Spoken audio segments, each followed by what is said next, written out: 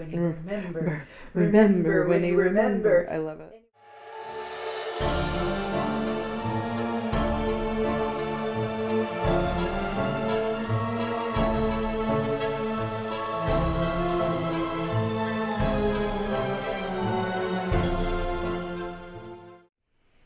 Hey everybody, welcome back to GGWP, the Good Game Well Played podcast. I'm one of your hosts, Lisa Blank. And I'm Aubrey.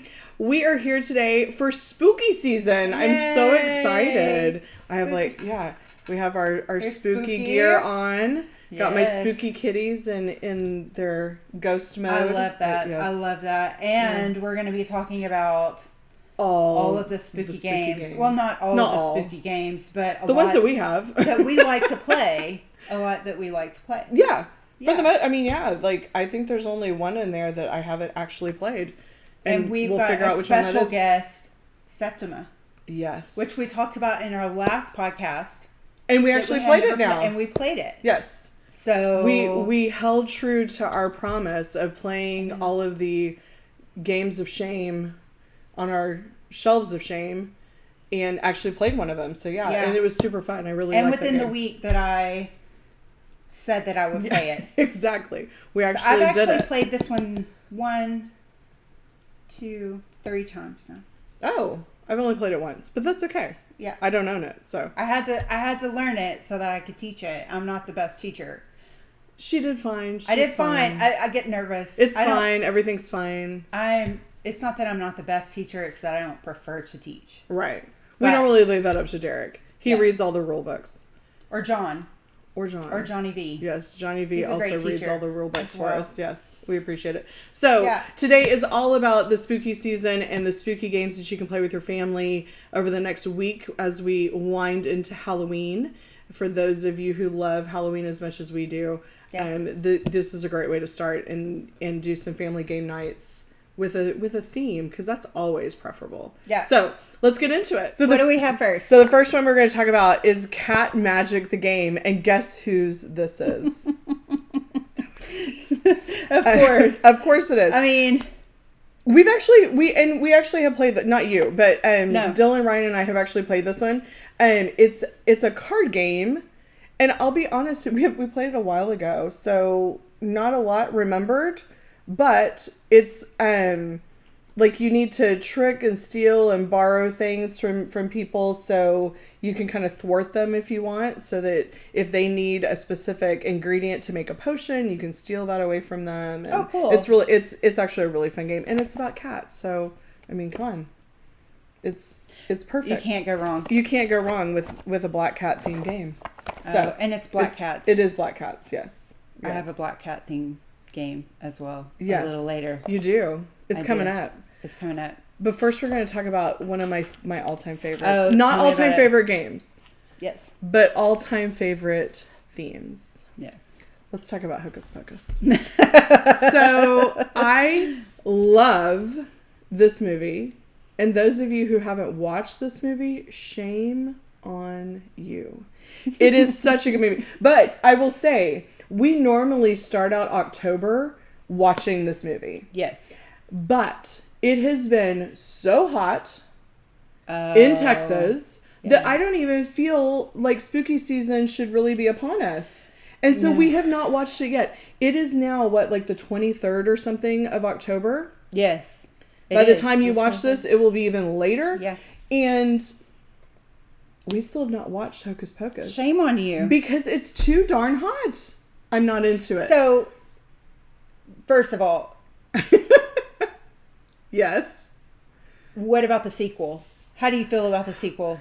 Okay, so I watched it because, of course, you have to, right? I mean, if you're a fan of the original, you have to watch the sequel. I was not as big a fan.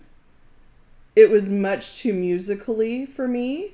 However, I'd still watch it again. Because, I mean, how can you not watch? Yeah. How can you not watch, Bette Midler and Sarah Jessica Parker and Kathy Najimy? Like, you have to watch them. And there's a Roomba. And there's a Spoiler alert. Spoiler alert. Well, I mean, if you haven't seen it by now, you're not going to watch it. So, but yeah, so this, and actually the game is also pretty fun. It brings in a lot of the, a lot of the stuff that is in the movie. So it's very, does it look very like thematic. book? Oh, no. It doesn't. No, but it is in the shape of a book. It is in the shape of the book. And so when it sits on your shelf, it looks like the book Hocus Pocus. So, yeah. And the really cool thing about, like, Hocus Pocus is we both really love it. Yes. I mean, Lisa is, like, the ultimate fan. But even today, we were playing a game about witches, and it was Septima, and one of the actions is remember. Oh, and we even chanted, remember when you remember, remember when you remember, which if you've seen it, you know, that's part of it. That's absolutely part of it. So part of it as well. This one actually came from my sister-in-law because she knows what a freak I am about Hocus Pocus, and so she gifted this to me a couple of years ago. Love that game. All right, Uwe. Okay, I was going to say, he's watching us. He is. He's always in the background. He's always watching. Always judging. So, yeah, Uwe, this is yours. Okay, yeah, this one's mine. So, Patchwork. It's always the same. Patchwork. It is. That's one thing, Uwe, when you're watching this, because I know clearly he will. Yeah. If we get translated into German. Yeah, it's... The pieces never change. There's so many themes to this game, and they never change. But that's kind of what I love about it, because it's you know, the replayability of it comes from the choices that are made by the players. Sure. So yeah, it could be tweaked a little bit, but then Patchwork is a classic. It is. So I love that all of the holidays. It's just revamped for the holiday. Yeah. I think that's very a lot thematic. Of fun. So, and this one, instead of having buttons, has eyeballs. Which is perfection. Yeah. I mean... And it's super cute. 2 ghouls. 2 ghouls instead of... Yeah. So... And the great thing about Patchwork is it's super easy. It's great for kiddos, too. And so, especially if it's just... You know, we both each have 1 kiddo, and so it's a great game for us to be able to play with them, and super easy to learn and kind of keep up with. So my mom loves this one too. I was going to say Derek's mom loves this one as well, and my mom as well. And I think that Derek's mom is also a collector of these. So she has almost every one of them. Because there's Valentine's Day, there's Americana. There's Halloween. I can't even think. There's Halloween. There's a bunch of different ones. So yeah. It's nice. Oh, and then there's like a packing one or something, like where you're having to pack the moving truck, but it's basically the same thing. Yeah, we have that one. But yeah, so super fun. Again, great for kiddos especially, or people that don't like heavy games but still want to play with you. And Uwe game's always a good one. And I'm gonna say, and this goes for the next game we're gonna talk about as well, which we can go ahead and pull out. This is my Black Cat Boop. So it's not Boop, it's Boop. Which 2 Gen Cons ago we fought for this one. Like for Cabbage Patches in the 80s. Oh, gotcha, like you had to run, okay. You know, to get it before it was sold out. Yeah. But not now. Septima's not very scary, but I did pick a scary game. But this is just cutesy. It's cute. It's cute Halloween, and not everyone. Yeah. Oh no, I'm not big into scary Halloween either. Really likes gore and scary, and you know, I mean, while those things have their place, sure, and a lot of people love them, and that's great and fine. It's just not my jam. Yeah, my daughter loves Boop. She wins all the time, and we have Boop the Halls, which we got at this Gen Con. We have the original Boop, game, and all of them are so great, and she wins at all of them, which makes her love them more. But look at the components, like that's so fun. And we were talking about how I love it. Patchwork doesn't change up the mechanics. Oh, does Boop? Because I haven't played the different ones. The mechanics. So this one actually has a little ghost that comes through. A ghost cat that comes through, and it changes the mechanics. Oh, that's somewhat. Cool. So, so thank you, Scott Brady, for taking the time to change up your game instead of just changing the theme of your game. So, like, there's a place for both of them. Sure, of course. Yeah. Anything with cats. I mean, come on. It's cats. Yeah. Cats. All right. This is one that we actually, Ryan and I own every version of. Mm-hmm. And because we love it so much. It's Horrified. It's a cooperative, which is shocking to any of you who actually know me. Very shocking. That I love a good cooperative game, but I do. So they have come out with, this was, I think, the original one. This is the Universal Studios Monsters. I think this was the original one. And then they came out with the American Monsters, the Greek Monsters, and now recently the latest one is Horrified some other monsters. It has the Sphinx. It has this, yeah. It has the Yeti. The Yeti, yeah. Which is really fun because the Yeti one, you like have to find the Yeti's kids and return them to the Yeti in order to beat him. And so what I love about this game and all of the versions of it is that there's so many different options to play. So you can change up, I think each box has at least 5, if not, I think this box has like 7 monsters in it. So, and you only play with 2 or 3 each time. And so you can completely change up every single time you play it, even within one box. You can completely change that up so many times. Are they interchangeable? Like, can I take a monster from another box and play it with one from this? I don't think so. I've never honestly tried. I don't think so. Only because each of the places is specific. That's true. So each of the monsters, they are going to specific places in the that makes sense. On the board in the city that you're in or the town. And so I think that they're specific to the individual game board. But even at that, I mean, there's just so many different options. And then if you own all 4 of them like we do, I mean, you could literally play it 50 times in 50 different configurations. Yeah. So love this game. And our son likes this one too. This is one of his favorites. It's super easy, very approachable, but difficult enough to make it, for somebody who does like heavier games, it still is a great one. It keeps you interested and you move around the board and try to defeat these monsters before they end up killing you and all the townspeople that you've had to bring in. So so Horrified, if you haven't played this one, I definitely recommend it. Go to one of your local game shops and try to borrow it to play it before you buy it if you want. But I feel like if you buy it, you're going to love it just as much as we do. So, and that's one that we play all year round. Oh yeah, it's not one that I just bring out. Yeah, we play this one all the time at home. Because if Dylan actually wants to play a board game, this is the one that we normally go to. This is his go-to. So, Horrified is really awesome. Here's one though that we have not played in frighteningly a very long time, and it weighs a ton. Frighteningly. Oh, look at that! I didn't even. And this was my pick. This is your pick, yes. So Arkham Horror, the board game, not the card game. Let me say that again for the people in the back. Not the card game. You're so picky. I like both of them. Meh. I'm just saying I do. I like both of them. But I know that she's not a card reader. I'm not a card person. No. I don't like to read cards. She would not have made a good clairvoyant or a good fortune teller. She doesn't want to read all those cards. Give me pictures. Yeah. No, I'm more of a like... But this is very tactile. Yeah, this is very tactile person. So this is also... It's been a while, but it's cooperative. I know.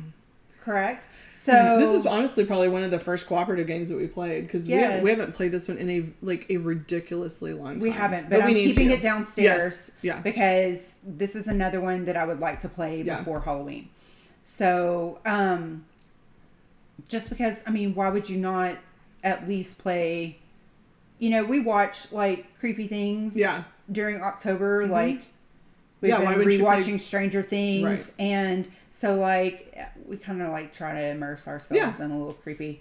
So why would you not play a creepy? Why would you not play a creepy board game? And from what I remember of this one, I really like that it's a true cooperative. So it depends on the decisions of the entire table, and you cannot quarterback this one. No, you know what? That's kind of Horrified, you can quarterback because I can direct people where to go, but it is truly cooperative because if you go somewhere that somebody else wanted to or what it affects how you play. And also I think in this one you each have different abilities, right? Right. And so if you don't coordinate your plays to take advantage of those abilities, you're really losing out. And you can like help each other, but it really benefits from an individual's decision sure. that they make for themselves. Sure, absolutely. So it has a lot of different areas that can be like reconfigured, and I don't know. It's just, but again, board game, not the card game. Very specific. Very specific. But, if you like card games, that one's one that you could play as well. Yeah. And like Derek I said, I like Derek really likes. And I think Ryan likes the card game too. Yeah. He likes both of them, but yeah. But like the thing about that one is it has different packs. So that's how it There's changes. a lot of replayability on that one too. So there's a lot of replayability. But for me, it's just I like to put my hands on the actual board and the standees and stuff like that, so that I can visualize it. That you can't do with obviously a card game because you're just holding cards. It's not the same. This one's a little spookier, obviously, than some of the others that we've picked. But but really like it. Yeah, it's a good one. It's a good one. Okay, we're gonna start pushing that way. All right, so back to the one that we talked about before, Septima. This one, I really enjoyed this one. I know that we talked about it last time. This was obviously Aubrey's game that she had kind of bought for herself and didn't know if everybody else would like it. I really think that the group would like it. And didn't we determine it's 1 to 5 or it's only 4? It's 1 to 4. It's only 4. Okay. So sometimes we have more than 4 players, but this one for a 4-player night, I really do like this game. The witches are cool. Mm-hmm. There's a couple of things that are a little wonky we talked about, a little nitpicky as you said. It's supposed to take 25 minutes a player, and everything that when you learn it is going to take a little longer. We spent a lot of time rechecking the rules. So if you have 3 citizens in the crowd after the trials, you can return one of them to your supply and take a crowd pick. Get any ingredient, move up to 4 spaces, or lower your suspicion. Okay. Oh my goodness, that was a lot for a little bitty answer. Right. Okay. You have the book. Oh, it's over there. We're going to check every single thing. We're going to check every rule. Yield rule book again. Let's look at what I can see a montage of the rule book coming on rolls. So many rule book checks. Like I don't know. I can't remember. And there's a lot of steps that you have to go through in between things. And they do, they try to help you. So everything's on the board. So that when you when you close out a round or whatever or a season, you go through the steps and the steps are on the board, but it's all iconography. And so if you don't know what that icon means, you're not going to know what to do for that. So it's a little, like you said, it's a little nitpicky. Yeah. But I do like it. And it has witches that have abilities, and it has the end of game scoring that is just icons. So on the cards, so you've got to look that up. It has spells that are each individual. Yeah. Like every single thing I found ourselves going back to the rule book. But I was as I mentioned in Women of the Play, there are other games that we have that are real nitpicky. Right. But the more you play them, I think, with anything, you learn, like, you just learn what Arborea, Derek and I can play in 45 minutes, which is a very nitpicky game. Yeah. But, so I think teeny tiny. I think the more we play this one, the better. Yes. I'm not sure that it's one that I would take and just be like, let's play Septima. Yeah. But definitely for a spooky night or, spooky season. Yes. Or when you're feeling a little rebellious. If you want to, take it out on some townspeople and unleash the witches on them, this is the game for you. And that was kind of cool, too, is because there were different aspects of the game. So that there was, like, there's the spell aspect, you have to gather ingredients, resource management to heal patients, which if you don't do makes the crowd angry. And then moving into the trial space, the trial phase where you're trying to save the other witches and have them join your coven. Which is an interesting mechanic because you'd think that they wouldn't want the witches performing witchcraft to heal them, but that's part of it. Do you know what I mean? You'd think that they'd be angrier at them using those potions than not, but you have to heal the people. Yeah. So, anyway, a really great game.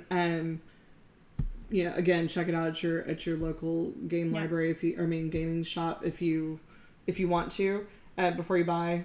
Yeah, I would definitely. I would definitely check it out because I don't think it's as approachable, and so depending on your gaming group, it might not be the right fit. So, but I think that with a lot of games, I think that if you're in an area that has a really great board gaming community and lots of gaming shops in your area that you can go check out games and see what they're like before you purchase them to have them all the time. I think that's always a great option. So. I mean, use the resources that you have around. Yeah, absolutely. So, Septima, good game, not for everybody. Don't be like Derek and I, Derek and me, where we just buy a game because it's pretty and not try it out first. I do that. We've come to the end of our stack, but not necessarily the end of our conversation. But that's right. End of our stack.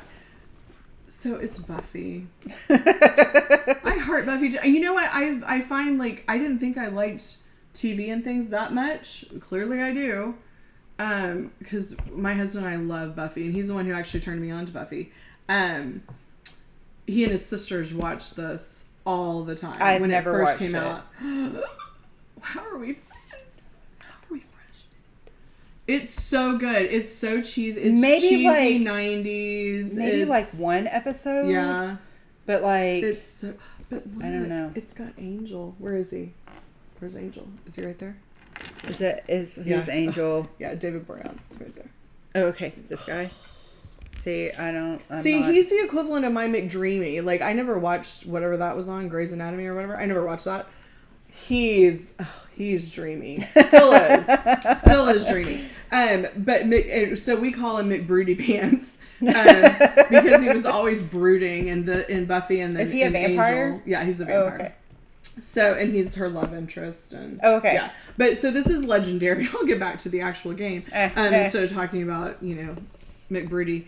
But so this game I actually really like, and I know it is not one of Aubrey's favorites, but that's okay. Any of the legendaries, but it's because they're deck builders. It's a deck builder, and so, but I really like deck builders, and so this one is really nice. Again, kind of entry level. You do have to have kiddos that can read, obviously, because you're reading all the cards, but not difficult. So once they kind of get what each of the characters does and what each of the cards does, it's really an easy game to play. Definitely a deck builder, though. What's nice about this, Legendary is another one that has a ton of different versions based on your interests. So, there's Legendary pretty much anything. So we have a Legendary Aliens. Yeah, you have Aliens. You also, I think you have Marvel. Legendary Marvel. There's a couple of different versions. But it does change up. So all of the characters in there, so it definitely changes the rules and there's different things for each one. So there are things in this that, adjust the rules and adjust the gameplay that aren't going to be in a different Legendary game. Okay. Just because of it using some of the lore and things from the show. So I really like Legendary. This is another one that Ryan and I have not played in a long time. We used to play this one quite a bit. But now it sits up on the top of our shelf. Amazing game. Lots of different versions to, based on your taste and what you're into. But they have lots of different ones. So we need to play here. We need to play some spooky games. Well, I'm looking here and it's begging a question. Oh dear. So we have Buffy the Vampire Slayer. Yes. We have Hocus Pocus. Yes. And the Horrified Monsters. Because even these are, they're the Universal Studios monsters. This one, Horrified might be a stretch. But, IPs. How do you find... Could you give me a definition of IP for anybody else that doesn't know? Intellectual properties. Okay. So, Star Wars, Buffy the Vampire Slayer. So, would you find that you have to be interested in the IP, in the universe... Before you play a game? Because for me, I would I would have picked up Hocus Pocus, but I probably wouldn't have picked up Buffy the Vampire Slayer Legendary, just because I have no reference point for it. Well, and I think that if Buffy was the only version of Legendary, I'd say probably not, because again, if you don't know those characters, it doesn't mean as much. I mean, could you play the game? Sure, but again, you don't have any reference for why those characters are built the way they are in the game, because it's very thematic. This one is very thematic. So, certain characters can do certain things because that's what they could do in the show. And so it sticks with the theme of those characters. Gotcha. Now, things like Horrified, you don't need to know anything about those monsters to be able to play those games. And that was kind of a stretch, but now Hocus Pocus, I would not pick that game up if I wasn't a Hocus Pocus fan, because it's not thick enough for me, at least. You know what I mean? Like, it's a cutesy game, and again, I love it because it's the theme that it is, but it doesn't have anything that I would want to play outside of that. Mm-hmm. I play it and I love it because of the theme that it's in. Right. But I don't think that if I didn't like Hocus Pocus, I probably would never have picked up that game. Yeah. Yeah. So, and that's, I think with any of those theme ones, though, although I will say, don't hurt me, I'm not like a huge Star Wars, Star Trek fan either. Mm-hmm. I will say I like Star Wars more than Star Trek, and I've watched all the Star Wars movies, but I'm not like a super fan. But I do like the Star Wars, like the Outer Rim game. I really like that game, and I don't think that, I would say it might fall in. Some of it might make more sense to me if I was a bigger fan, but it doesn't affect the gameplay. The mechanics, yeah. And I think the same thing with Dune. I've never watched Dune. I have no desire to watch Dune. Sorry, Ryan. And sorry, Greg, if you watch this. And certainly not read the books. And certainly not read the books. But our friend Greg, I don't even know how many times that dude has played Dune in whatever Imperium Rising, whatever it is. I don't even know the name of it. But I liked that game. Yeah. Now, and it's another one. If I knew the lore behind those characters, and if I knew what was happening in the books, could I understand more about the game? Absolutely. Because there are things in it that would make more sense to me with the mechanics if I knew about those characters. But it didn't stop me from enjoying the game, and it didn't stop me from learning the mechanics. It just would have enhanced it. Had I been a fan of Dune, it would have enhanced the gameplay. Mm-hmm. So there's definitely some that are kind of, I think there's some games that are just strict theme. You're just playing it because you like that, you like that world or whatever it is. Yeah. And then there's others. I'm like, well, but it's still a great game, like Dune. Like I said, like Dune's still a great game. It just, I don't have any desire to watch the Dune movies, past or present. Well, 80s or current version, I'm not interested. 80s version is that's what I've heard. Is I'm good. Definitely very interesting. Is it? I know nothing. It's kind of silly. I have no reference. But. Okay, so are there any spooky games that you've played that you would not recommend? I'm throwing that at you. I know. We didn't even discuss, talking about on flying by the seat of our pants. Which we normally do. I don't know. Because I like all of around, these. But I don't keep spooky games around. Well, we talked about, was it Nemesis or whatever, the alien ones? I'm not a huge fan of those. See, I like Nemesis. I like it a lot. Mm-hmm. Maybe I don't remember it. We played. I don't think you've played it. I think Ryan has played it. Maybe that's what it is. Would. Yeah, I don't think you've ever played it. Okay. But it's almost made my list as well because I like it so much. But I can't think of a specific spooky game that I would not recommend. No, because even Texas Chainsaw Massacre, which I have never watched ever in my life, I will not watch it. I think the scariest movie I've ever watched was Silence of the Lambs, and I don't have any desire to watch that again. Creepy. And I was in high school. I will never forget. We were at my friend Becky's house. In high school, she had these huge, wide open windows because she lived out in the country. So these huge wide open windows, and they're all white. They're all open. There's no curtains over them to cover them. And so when it's dark outside, you think that anybody and anything could just be standing right outside the window. And here we are watching, and they probably were, but, you know, and here we are watching Silence of the Lambs, and I was freaked out. So I'm not a horror fan buff. That's not my, you know, I'm not really, I'm more of a cutesy Halloween person as well, but I do like things that are a little spooky. But even Texas Chainsaw Massacre, I would still play. It was a really fun game. It was very thematic. And again, I think it would make more sense if I watched the movie. I would understand those mechanics. It makes me a little creeped out. Like, it's so thematic. Yeah. It makes me a little creeped out when you have to go to their house or whatever. When he gets close. Yeah. Or like when you come across the family. Right. Like, it's pretty creepy. Yeah. But again, I have no reference for what that family did in the movies. But not ick enough, like fun. Fun ick. Yeah. Is that a thing? Made it a thing. Fun ickiness. Perfect. But like, you know, like the bag that you draw the tokens from is like, looks like stitched together people. It's not for the faint of heart. No. But, you know, it's something you can laugh at. Oh, absolutely. You know what just came to mind is like it's not spooky, but like in the realm is Wonderland's War. And I don't know why. I think it's because of the box. Like, if you've ever seen Wonderland's War, it's based on Alice in Wonderland. And the box has the Cheshire Cat face, like, but a creepy version of that Cheshire Cat face.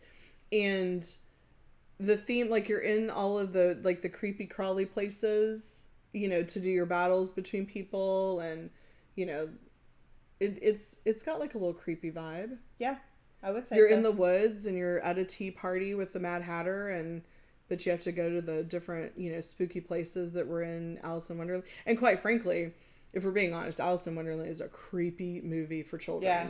Like, it's one of my favorites. It was my godson's favorite. Nick loved that movie when he was a kid. We watched it over and over again. But, I mean, it's kind of creepy. It's kind of like a little pipe dream. The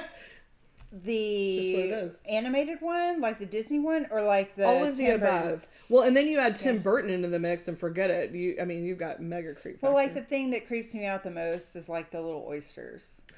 That's what creeps you out. Like in the animated version, the walrus that eats the oysters, like that they like the story that she gets told or whatever, right. And like the oysters don't make it out alive. Like that's no, they don't make it out alive. Like that's a little creepy. It's a little creepy. But so I can see where you're going with that. I can see where you're going. But again, like the actual game of Wonderland's War is very it's on the creep factor side. I don't know that I would put it in as a Halloween movie a Halloween game, but definitely a little creep factor to it. Spooky season, it is truly one of my favorites. Like I love October and fall, although it doesn't feel like fall in San Antonio, Texas at the moment. But definitely one of my favorite seasons. And just, I don't know. Like we said, I don't like super scary, but you know, a little bit of spook never hurt anybody, right? So I think get out and play some of these games because they really are some good ones. Definitely huge fan of Horrified again. If you haven't played that one, I would start with that one first. Yeah. That's my recommendation. And then if you have littler kiddos, you know, Boop or some of those that have the themes, or even Hocus Pocus if your kids are into that too. Those are always good ones to kind of start with. So get out, play some spooky games, go trick-or-treating, and have a good ghosty time. I know. I'm so excited. I'm ready for next week. It's my favorite. Yes. I'm ready for next week. We need to play some spooky games this weekend though. Yes. So I'm bringing Arkham Horror. You're bringing, okay. The board game. No cards. Let's reiterate one more time in case you didn't understand. In case you didn't catch it. Times. As always, guys, thank you so much for being with us. We can't wait to come back next week with who knows what we're going to come up with for then. But we'll be back and you'll watch. And it'll all be a surprise for all of us. So, as always, GGWP. Good game, well played. Bye, guys. Bye. I have 2 angry citizens that are going to be added. I guess I have 3, right? Because I'm up above the 3. Okay, and the bag, this odds do not look great. No, it does not.